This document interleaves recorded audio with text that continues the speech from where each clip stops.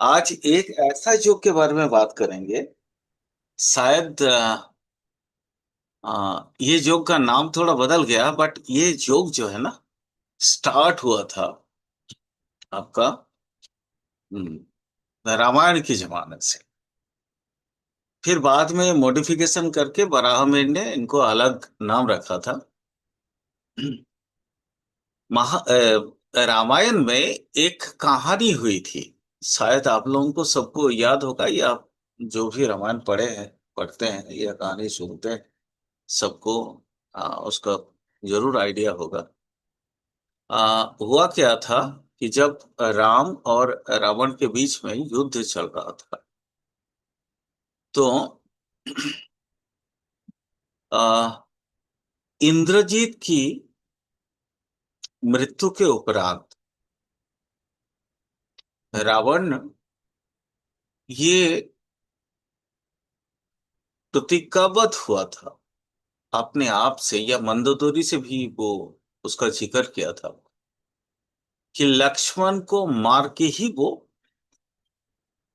उस दिन घर वापस आएगा युद्ध क्षेत्र से।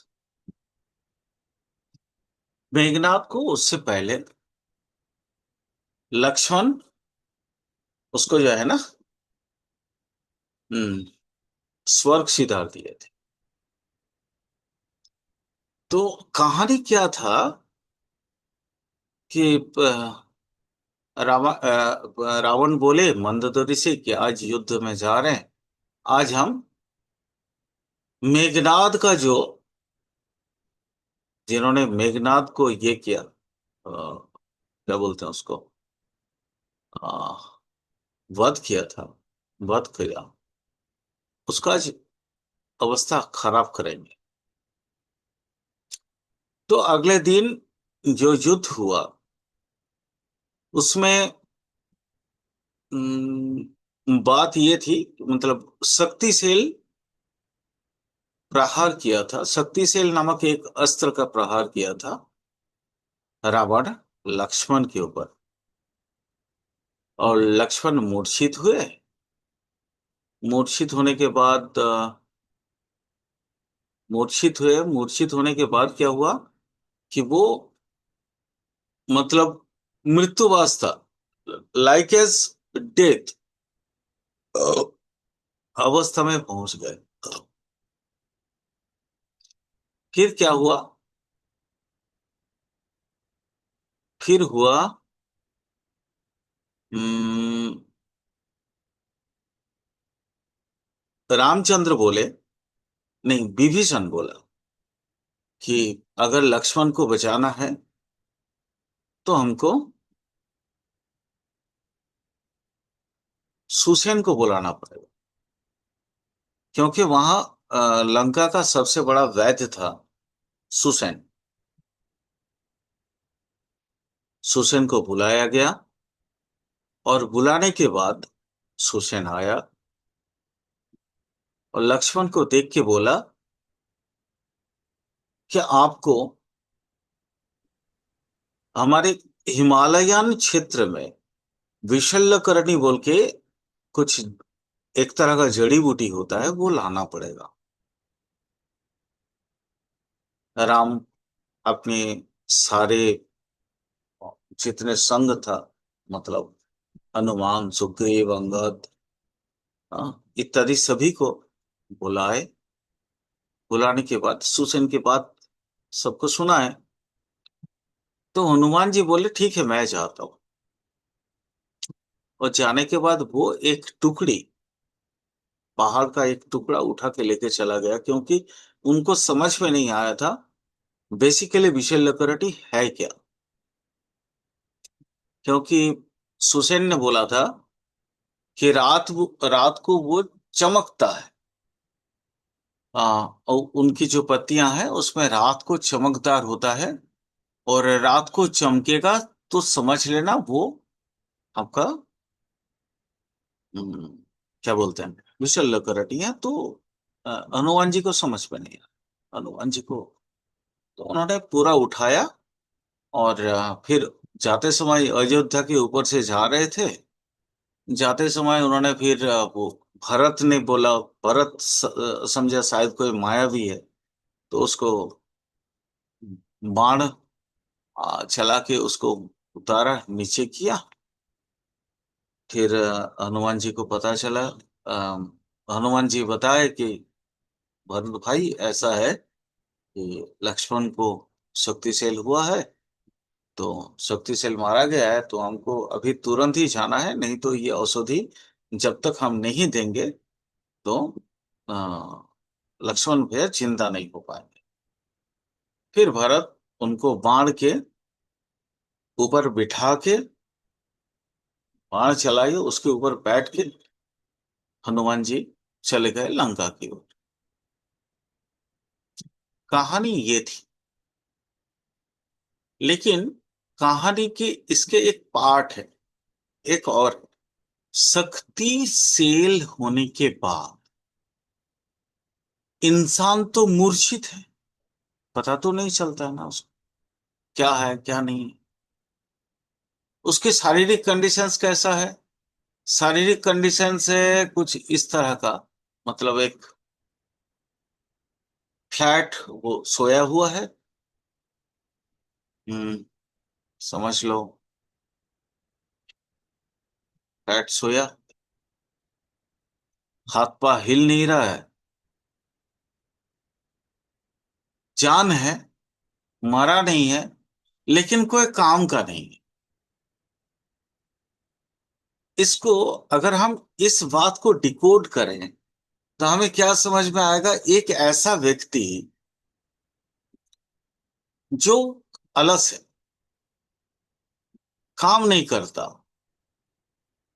और जिनको ना खाने पीने की कोई प्रॉब्लम नहीं है, खाना पीना कहीं ना कहीं से मिल ही जा रहा है, और वो काम नहीं करना चाहता। तो बराहमीर ने बोला इसको शक्तिशील ना बोल के शक्ति जोग बोल दो। ऐसे शक्ति का मतलब क्या होता है? एनर्जी, ऊर्जावान, है ना? लेकिन शक्ति का उन्होंने जो रूप दिया वो शक्तिशील से उसको रिलेट किया, और बोला ये शक्तिशील सुनने से भी अच्छा नहीं लगता, तो उन्होंने बोला इस योग का नाम दे दो शक्ति योग। अब आप लोग लिखो, ये शक्ति योग है क्या? शक्ति योग का मतलब, अगर सारे ग्रह, सूर्य, चंद्र, मंगल, बुध, बृहस्पति, शुक्र और शनि, राहु केतु को छोड़ के, हमेशा मैं जब भी बोलता हूं कि बराहमीर की जब मैं आप लोगों को योग बताता हूं, तो बराहमीर की योग में राहु केतु को छोड़ देना। पराशरी योग में राहु केतु को इंक्लूड करते हैं हम लोग, लेकिन बराहमीर की योग में हम राहु केतु को इंक्लूड नहीं करते हैं। तो अगर शक्ति योग है क्या, इसकी परिभाषा कैसा है? सारे ग्रह, सूर्य, चंद्र, गुरु, मंगल, बुध, ठीक है, आपका शुक्र, शनि, अगर लग्न के 7वें में, 8वें में, 9वें और 10वें भाव में हो जाए, फिर दोबारा बताता हूं, थोड़ा समझ लेना। सारे ग्रह, सारे ग्रह राहु केतु को छोड़ के, अगर लग्न के 7वें में, 7th हाउस में, 8th हाउस में, 9th हाउस में और 10th हाउस में होता है, तो ये योग बनता। लेकिन इसका बैकग्राउंड का कहानी मैंने आप लोगों को बता दिया। तो इस योग को एक्चुअली उससे रिलेट करना, शक्ति सेल से रिलेट करना, यानी, तो रिजल्ट क्या हो सकता है? थोड़ा सा अ, आप लोग क्या समझ पाए हो, थोड़ा सा मेरे को बताओ। मनीषा जी आप ही बताइए। सर मैंने लेट ज्वाइन किया है, पर अच्छा, कोई बात नहीं, कोई बात नहीं। जितना कोई बात मैंने नहीं मैम। सुना मैम, आप उसमें। आप ठीक आराम है। से सुनिए। ठीक है। लक्ष्मी जी हाँ सर। बताइए। ठीक।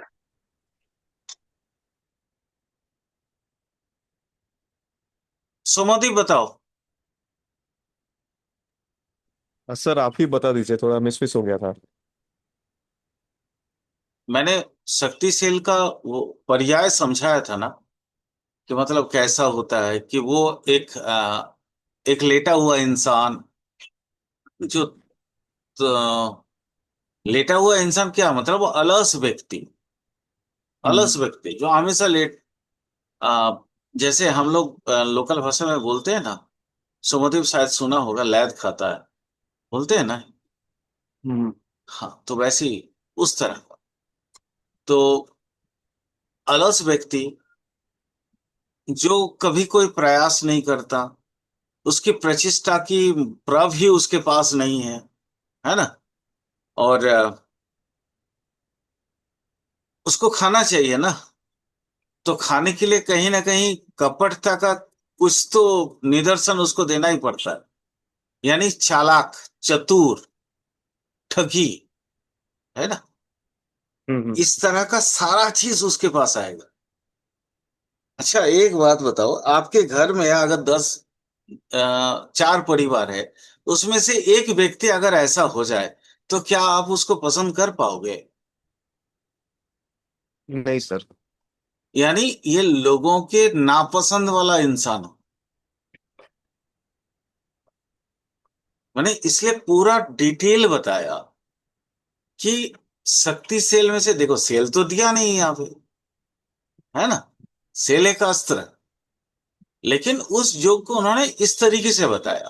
इसलिए इसका पृष्ठभूमि भी मैंने चर्चा की, पृष्ठभूमि की। तो इस तरह का हम लोग कह सकते हैं शक्ति योग का मतलब, अगर लग्न के 7, 8, 9 और 10 में अगर कोई ग्रह बैठ जाए, सारे ग्रह, कोई ग्रह नहीं, सारे ग्रह बैठ जाए, तो व्यक्ति कपट, कपटी, हम्म, ठगी, ठगी करने वाला व्यक्ति, अलस, व्यर्थ का प्रयास करने वाला, झूठ बोलने वाला, हम्म, मक्कार टाइप का इंसान वो रहेगा। क्लियर? Clear sir. अब हमको ये समझना पड़ेगा कि ठीक है, हम तो समझ गए कि 7, 8, 9, 10 में सारे ग्रह हैं, तो ये शक्ति चौक बन गया। लेकिन रिजल्ट कब मिलेगा? देखिए, सप्तम भाव आपका कौन सा भाव है, आपको पता है क्या? सर पार्टनरशिप्स का। आ, स- वो सब भूल जाओ। सप्तम भाव जो है ना, आपके मतलब बेसिकली बोले जो, वो कर्म प्रचेष्टा की भाव। कर्म हम कहां से देखते हैं? 10th भाव से देखते हैं ना। हम्म। लेकिन 10th का सप्तम कौन सा होता है? 10th से 10th है ना। 10 से 10, हाँ सप्तम भाव। है ना। यानी हाँ। कर्म प्रचेष्टा की। कर्म प्रतिष्ठा एज इन क्या बोलेंगे इसको? कर्म प्रचेष्टा मतलब trying to be working, okay okay. है ना। कर्म की जो आपकी जो प्रयास है, आपका जो कर्म करने की चेष्टा है, जो इच्छाएं हैं, वो आप सप्तम से देख सकते हैं। यानी यहां पे व्यक्ति की कर्म ही हम देख रहे हैं, क्योंकि बार बार बोल रहे हैं ना, अलस वगैरह वगैरह। तो सप्तम भाव से ही हम इसका सार्थक जो रिजल्ट है वो निकल सकता है। कैसा? ना, अगर कर्म भाव दशम है तो सप्तम भाव उसकी प्रतिष्ठा को बताता है। ठीक है, मैं सही बोल रहा हूं ना? 10 से 10th ही होता है ना ये। हाँ सर, हाँ सर। यानी कर्म भाव की कर्म है, सप्तम भाव है। तो यूं समझ लो ये सप्तम की दशांतर दशा में, सप्तम में बैठे ग्रह और सप्तमेश, इसकी दशांतर दशा में ये शक्ति योग वाला जो कहानी है, ये आपको देखने को मिलेगा। देख लेना, ऐसी अवस्था में अगर किसी जातक के ऐसा शक्ति योग मिलता है, ठीक है, वो जातक जब जब सप्तम में अवस्थान करने वाला प्लैनेट या सप्तमेश की दशांतर दशा जैसे ही प्राप्त करेगा, वैसा ही व्यक्ति जो है ना, बड़ा उच्छृंखल बनता है। मतलब श्रृंखलाबद्धता नहीं, अनडिसिप्लिनाइज्ड, मतलब बड़ा अजीब टाइप का होता है। ठीक है, और अलसता उसका एकदम बढ़ जाएगा, दिन भर पड़ा रहेगा और खाने के लिए चिल्लाएगा। हम्म। ये है। अब समझ आया? हाँ सर। चलिए, इसमें क्या है, उसको जब जब सप्तम भाव का दशा होगा तो उसको आर्थिक, मानसिक और शारीरिक सभी तरह का प्रॉब्लम्स फेस फेस होगा। क्योंकि शक्ति सेल भी तो एक तरह का प्रहार है ना। आ, हम्म। मत प्रहार है तो प्रहार जैसा ही स्थिति होगी। शारीरिक क्यों? क्योंकि शक्ति सेल होने के बाद वो मन से तो एकदम, क्या बोलते हैं ना, बोझिल है। तो इस तरह का मेंटल ट्रबल्स होगा, उसके शरीर में तकलीफ होगी, है ना। और जीने की इच्छा कभी कभी खत्म हो जाती है, यह भी ये नोट कर लेना। सुइसाइडल टेंडेंसी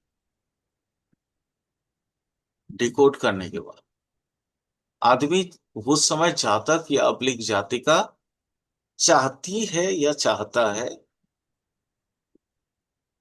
ये जीवन बेकार है, इससे अच्छा मृत्यु ठीक है।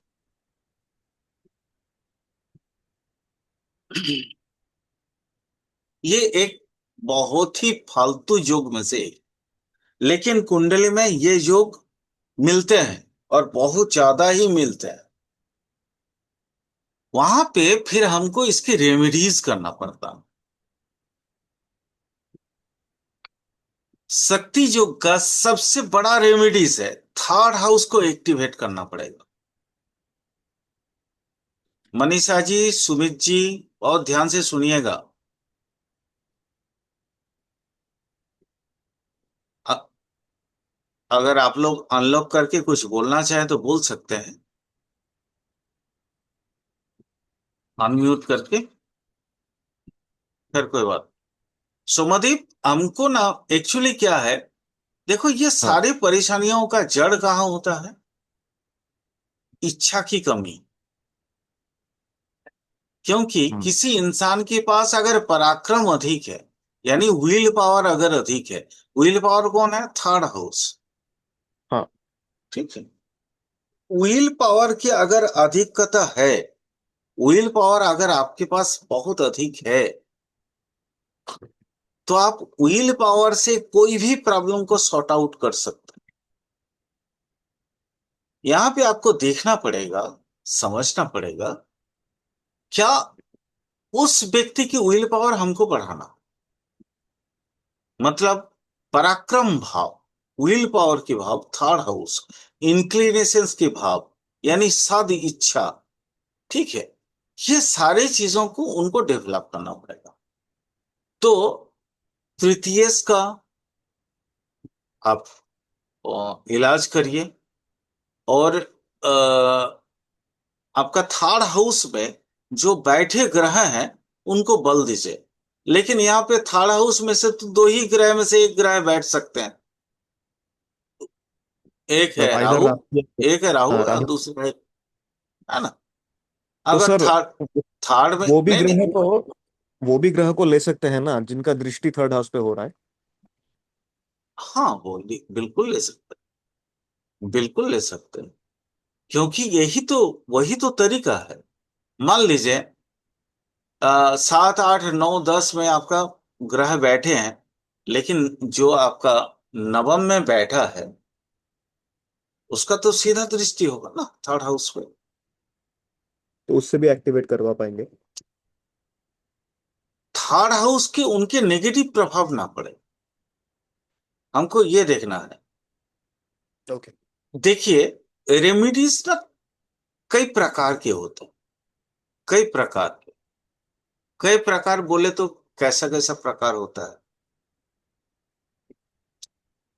जलीय राशि के लिए अलग प्रकार होता है रेमिडीज, पृथ्वी राशि के लिए अलग प्रकार होता है, वायवीय राशि के लिए अलग प्रकार होता है, और आपका अग्निय राशि के लिए अलग प्रकार होता है।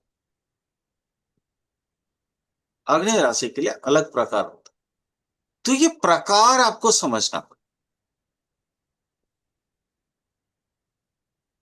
अगर आग्नेय राशि है तो आग्नेय राशि का जो मूलभूत स्ट्रेंथ देने की कंडीशंस आता है वो आता है थ्रू अग्नि।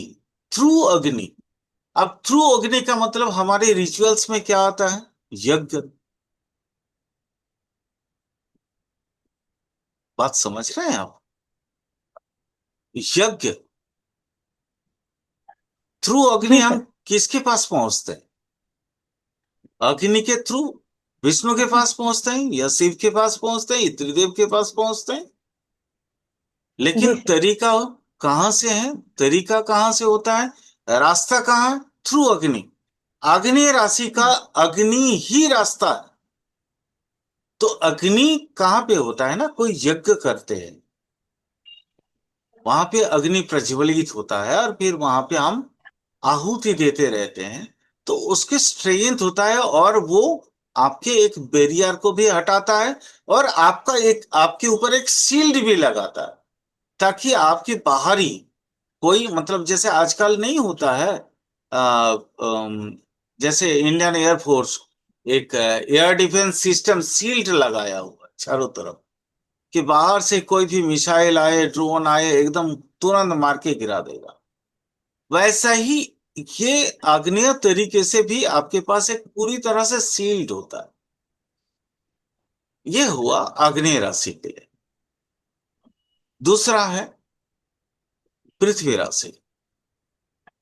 पृथ्वी राशि का जो तरीका होता है वो बहुत हार्ड वर्किंग से जुड़ा गया है। हार्ड वर्किंग से जुड़ा गया है। Hard working. देखिए, हमारे भारत क्या था? कृषि, कृषि प्रधान एरिया था। तो भूमि, भूमि से क्या बनता है? अनाज। भूमि से क्या बनता है, क्या उपजाऊ होता है? अनाज। तो अनाज देने की विधा हमारे गुरुओं ने उस समय दिया था। आज भी वो प्रासंगिक है, आज भी उसके संदर्भ है। वो मतलब ऐसा नहीं कि अ, वो संदर्भ खत्म हो गया, नहीं, ऐसी बात नहीं। तो हम पृथ्वी तत्व के लिए अनाज का दान इत्यादि बहुत कुछ कर सकते हैं। उसके बाद आता है जल राशि। अ, पृथ्वी राशि हो गया, आग्नेय राशि हो गया, उसके बाद वायु राशि और जल राशि। वायु राशि दो तरह का है। वायु राशि जेनरली होता है दो टाइप का। एक कुछ हद तक वायवीय हिस्सा होता है, कुछ हद तक आकाशीय हिस्सा होता है। तो वायवीय हिस्सा वो तो आपके वाष्पायन होता है, ऐसा कोई भी चीज से आप उसके रेमेडीज कर सकते हो। वाष्पायन हो, जैसे एग्जाम्पल, फॉर एन एग्जाम्पल, पेयजल लगाते हैं लोग, है ना।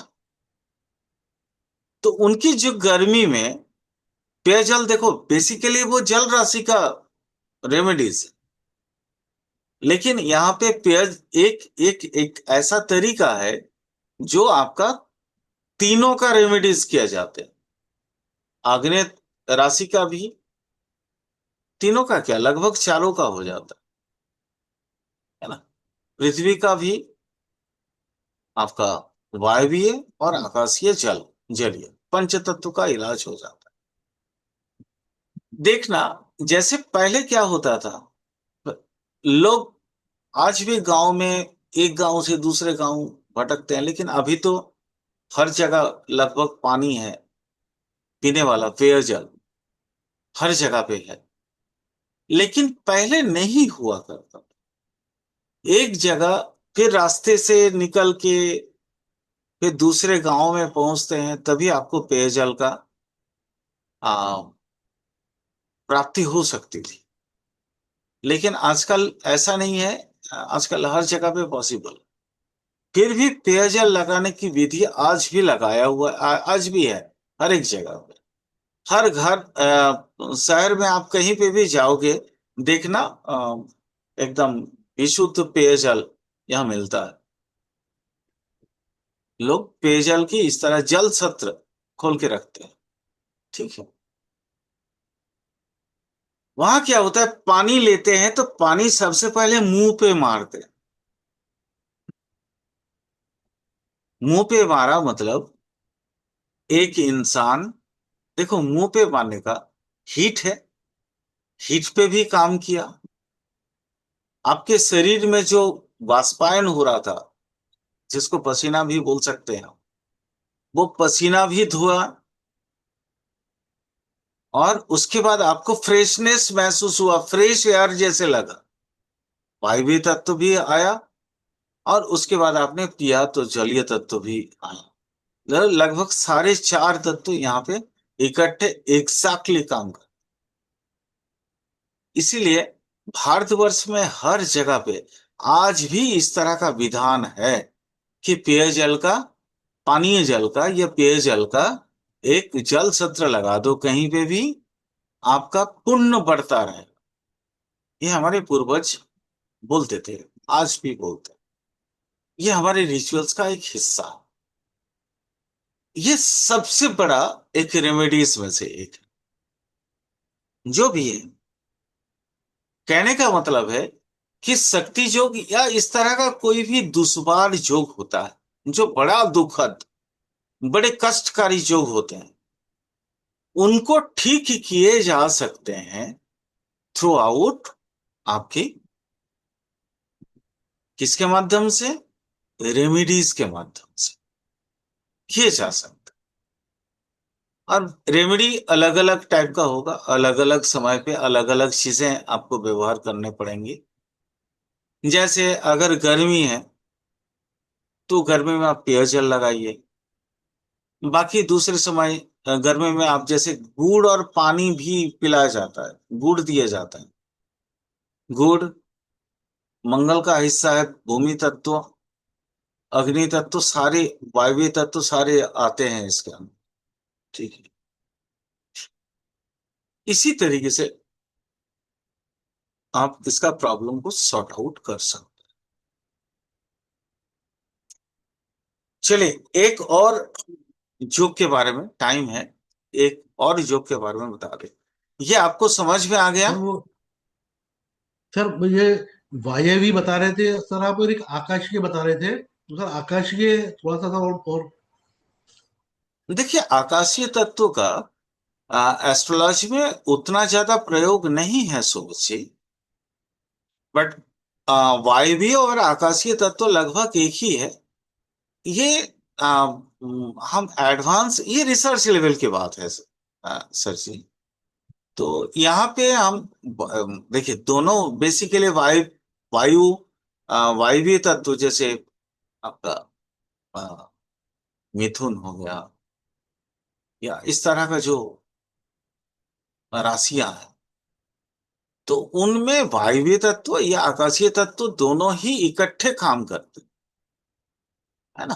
बट यहाँ पे सूक्ष्मता है, बहुत थिन डिफरेंसेस है बिटवीन एयर एंड आपका स्पेस, दोनों के बीच में है डिफरेंस। बट एस्ट्रोलॉजी में उतना ज्यादा आपको अभी इसको समझने का दरकार नहीं, क्योंकि राशि तत्व में ये ऑलरेडी मैं आप लोगों को पढ़ा चुका हूँ।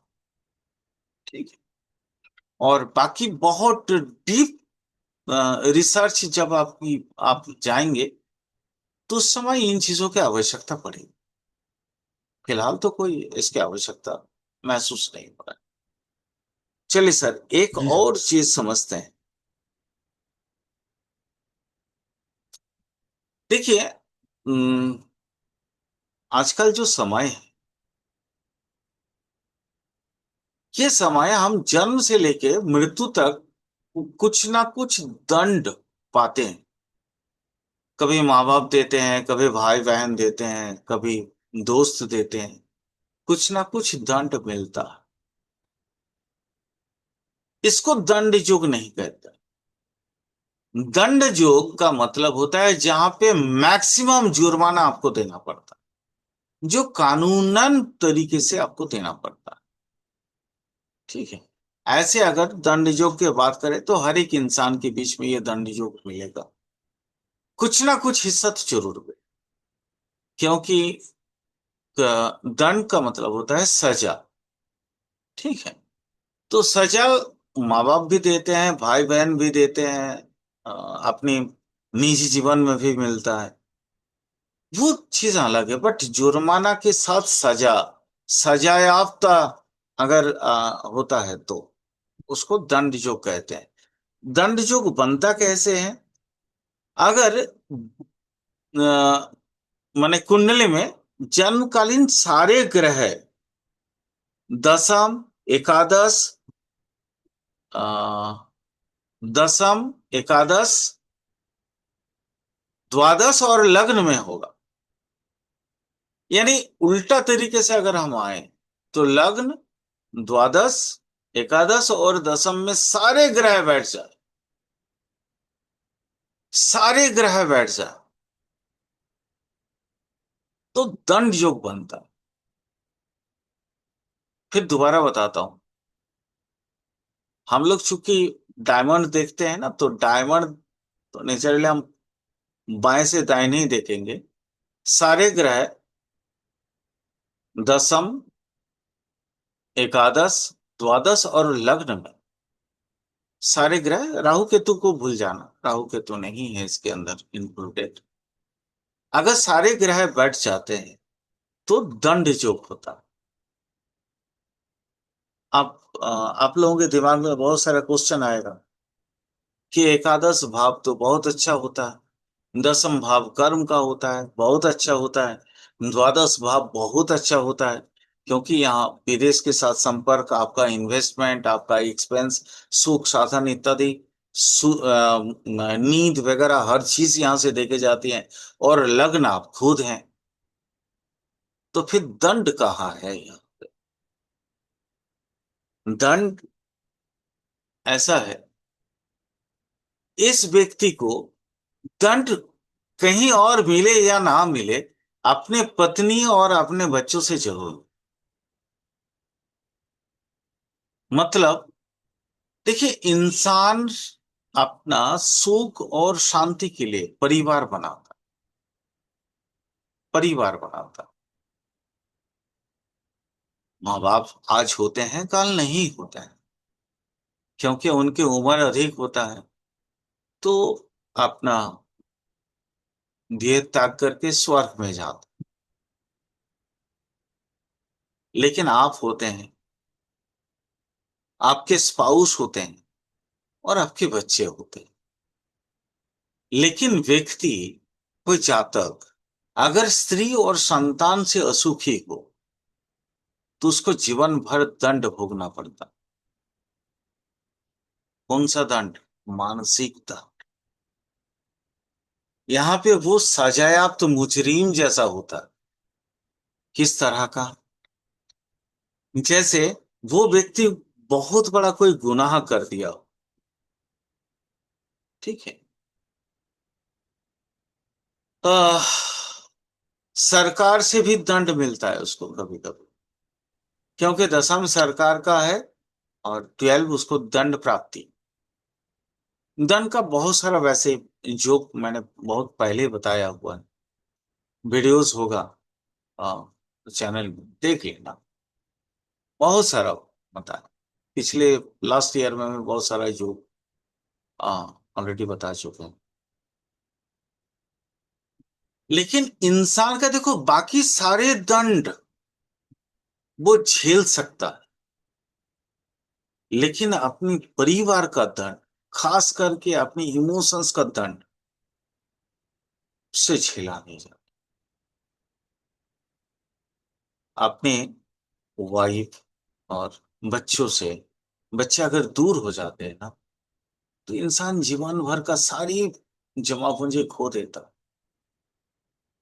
फिर जीवन में उसके पास कुछ होता नहीं।